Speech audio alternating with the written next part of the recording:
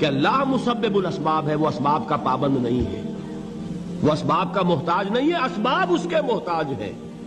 اگر یہ یقین ہے تو اللہ پر ایمان ہے، یہ نہیں ہے تو تمہارا ایمان اسباب پر ہے، وسائل پر ہے، ذرائع پر ہے، مادیات پر ہے، اللہ پر نہیں۔ اس وقت کہاں راستہ تھا؟ کوئی راستہ تھا؟ سمندر ہے اور ادھر سے لشکر آ گیا ہے۔ کلا ان معی ربی سیہدین۔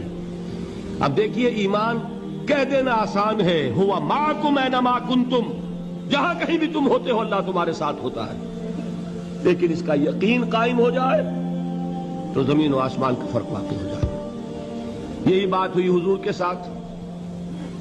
غار ہے، چھپے ہوئے ہیں محمد رسول اللہ اور آپ کے وہ یار غار ابو بکر صدیق رضی اللہ تعالی عنہ۔ اقبال نے حضرت ابو بکر کی شان میں چند اشعار کہے صرف، لیکن واقعہ یہ ہے کہ بھاری بھاری نظموں پر اور قصیدوں پر بھاری، طویل ترین نظمیں اور قصیدے ہوں ان پر بھاری۔ ہمتیں ابو بکر کی ہمت جو ہے، کشت ملت را جو ابر، جیسے بارش سے کھیتی اپجتی ہے، ابو بکر کی ہمت اور عزیمت اس امت کو اسی طرح سینچنے والی ہے۔ ثانیے اسلام و غار و بدر و قبر، وہ دوسرے تھے اسلام میں، دوسرے پہلے کون تھے؟ انا اول المومنین، حضور فرماتے ہیں سب سے پہلا ایمان لانے والا میں، دوسرے ابو بکر۔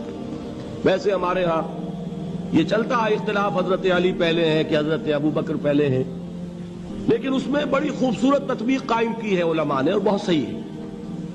چار کے بارے میں فیصلہ ہی مت کرو کہ کون پہلے ہے، ان کی ایک عجیب تقسیم کر دی ہے۔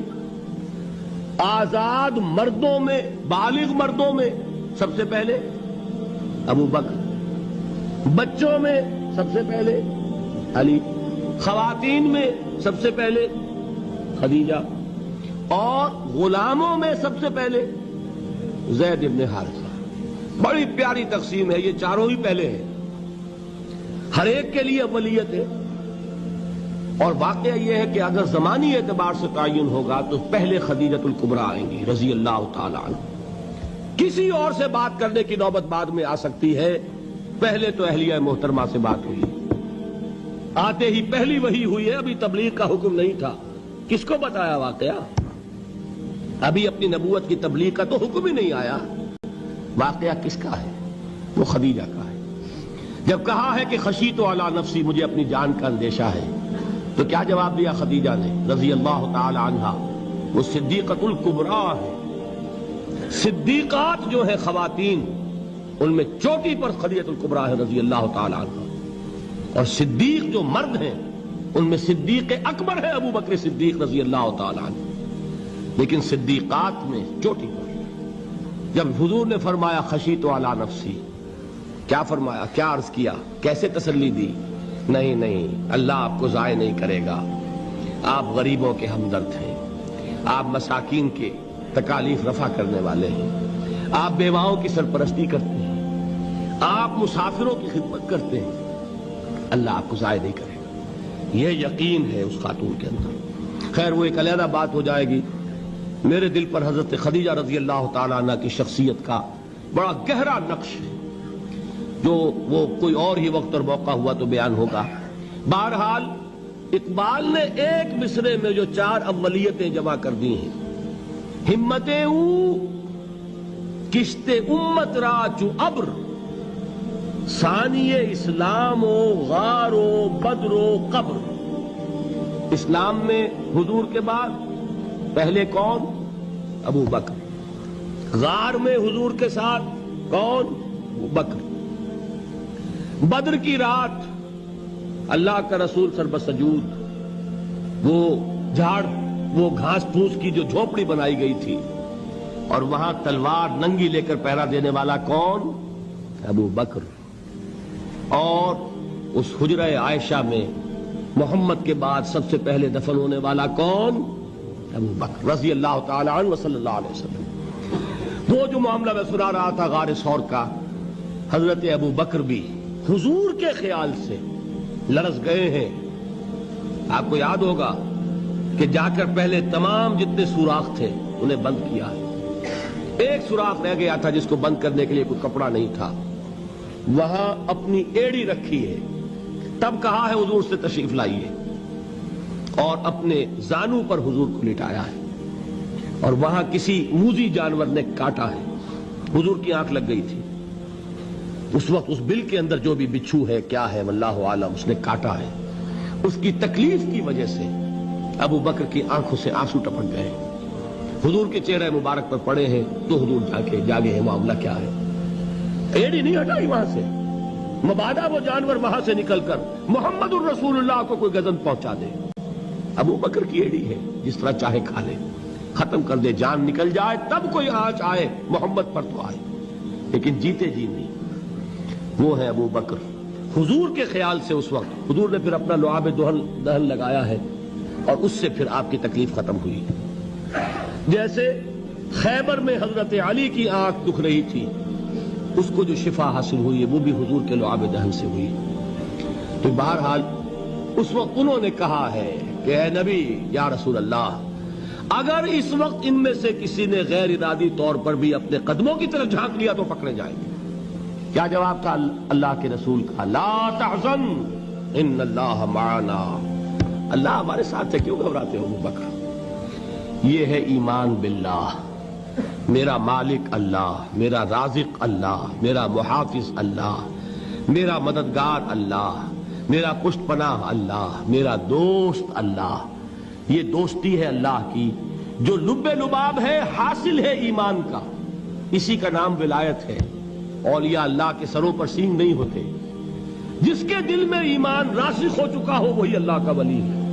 جسے اللہ پر یقین ہو چکا ہے وہی اللہ کا ولی ہے. جسے یقین ہے اللہ میرے ساتھ ہے, میرا مددگار, میرا پشت پناہ, میرا ساتھی, میرا دوست, میرا محبوب, میرا محب. اللہ اہل ایمان سے محبت کرتا ہے. واللہ یحب الصادقین.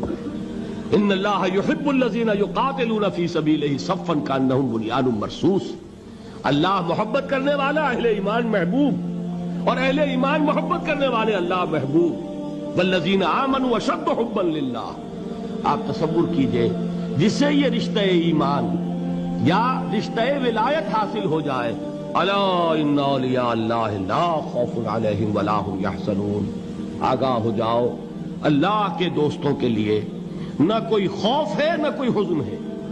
اور میں بیان کر چکا تھا, خوف اور حزن کے خاتمے ہی کا نام امن ہے. زوال خوف, زوال حزن. یہ خوف اور حزن کیوں آتے ہیں بار بار؟ اللہ تخافوا ولا تحزنوا, دونوں آ گئے. الا ان اولیاء اللہ لا خوف علیہم ولا هم یحزنون, پھر وہی دو. وہ کیوں ہے؟ خوف ہوتا ہے کسی مستقبل کی بات کا, یہ نہ ہو جائے, وہ نہ ہو جائے, یہ نقصان نہ پہنچ جائے, یہ تکلیف نہ ہو, یہ غضب نہ آ جائے. خوف ہے مستقبل سے. حزن ہے یہ کیوں ہوا, یہ نہیں ہونا چاہیے تھا, یہ میرا فلاں چیز میرے ہاتھ سے جاتی رہی ہے, فلاں موقع نکل گیا, اور بیٹھے ہوئے ہیں اندر ہی اندر کوڑ رہے ہیں, صدمہ ہے اور رنج ہے.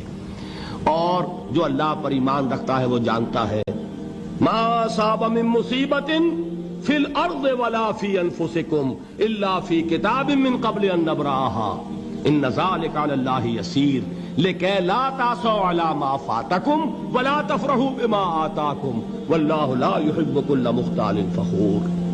اس زمین میں یا تمہاری جانوں میں کوئی تکلیف, کوئی مصیبت نہیں آ سکتی سوائے اس کے کہ جو اللہ نے لکھ دی ہو, اس سے پہلے کہ وہ ظاہر ہو. جس کو یہ حقیقت معلوم ہو گئی اس کو یہ طرز عمل اختیار کرنا چاہیے. جو چیز چھن جائے, جاتی رہے, چھوٹ جائے, اس پر افسوس نہ کرو. کس نے چھینی؟ دوست نے. دوست کے فیصلے پر شکایت.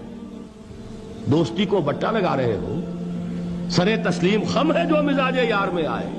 اگر دوستی ہے تو پھر تو تمہیں گردن جھکانی چاہیے کہ ہر چہ ساقی ماریخت عین الطافست, جو بھی میرا ساقی میرے پیالے میں ڈال دے اس کا کرم ہے.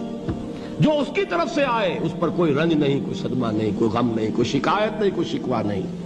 اور جو ہوگا وہ اس کے اذن کے بغیر نہیں ہوگا, اور اس کا اذن ہوگا تو یقیناً میرے لیے خیر ہی خیر ہے, چاہے وہ ناگوار شے ہو, بظاہر مجھے اچھی نہ لگ رہی ہو، میری شارٹ سائٹڈنس میں مجھے وہ نظر آ رہی ہے کہ میرے لیے بری ہے، لیکن قرآن نے کہا ہے عسیٰ ان تکرہوا شیئا وہو خیر لکم وعسیٰ ان تحبوا شیئا وہو شر لکم واللہ یعلم وانتم لا تعلمون۔ ہو سکتا ہے تم کسی چیز کو ناپسند کرو درحال کہ اسی میں تمہارا خیر ہو، اور ہو سکتا ہے تم کسی چیز کو پسند کرو درحال کہ اس میں تمہارا شر ہو۔ اللہ جانتا ہے، تم نہیں جانتے۔ جب مجھے یہ بات معلوم ہو گئی، میں نے اپنا معاملہ اللہ کے حوالے کیا۔ سپردم بے تو مایا خیش را تو دانی حساب کم و بیش را، اے رب جو تو چاہتا ہے وہ ہو، تیرے علم میں جو شے میرے لیے خیر ہے وہ ہو جائے، میری کوئی پسند نہیں، میری کوئی چاہت نہیں، یہ ہے راضی برضائے رب۔ اکبر الہٰبادی نے اسے کہا ہے رضائے حق پہ راضی رہ، یہ حرف آرزو کیسا، خدا خالق، خدا مالک، خدا کا حکم تو کیسا۔ جب میں آ گیا بیچ میں، میری پسند، میری مرضی، میری خواہش، میری چاہت، یہی تو شرک ہے۔ ما شاء اللہ کان وما لم یشاء لم یکن، جو اللہ نے چاہا وہ ہوا، جو اس نے نہیں چاہا نہیں ہوا، اختیار اس کا ہے، میرا تو نہیں۔ رضائے حق پہ راضی رہ، یہ حرف آرزو کیسا، خدا خالق، خدا مالک، خدا کا حکم تو کیسا۔ اقبال نے اسے کہا ہے فارسی میں، اب آپ کہیں اس کا ترجمہ بھی کرو تو وہ مجھے ذرا اس وقت کچھ بہت ہی بدذوقی کسی بات نظر آئے گی۔ جائیے پوچھئے کسی سے جسے فارسی آتی ہو۔ برو کشید ز پیچا کے ہست بود مرا، چے اقدہا کے مقام رضا کشود مرا۔ مجھے تو تمام پیچ و خم سے نکال دیا اس مقام رضا نے، میں راضی برضائے رب ہوں، جو فیصلہ اس کا میں اس پر راضی۔ تو کہاں کا حزن اور کس کا خوف، یہی زوال حزن اور زوال خوف، یہی ہے امن، یہ نتیجہ ہے ایمان کا۔ تو جان لیجئے یہ ہے لب لباب، یہ ہے حاصل ایمان کا، یہ ہے تو ایمان ہے، یہ نہیں ہے تو ایمان نہیں۔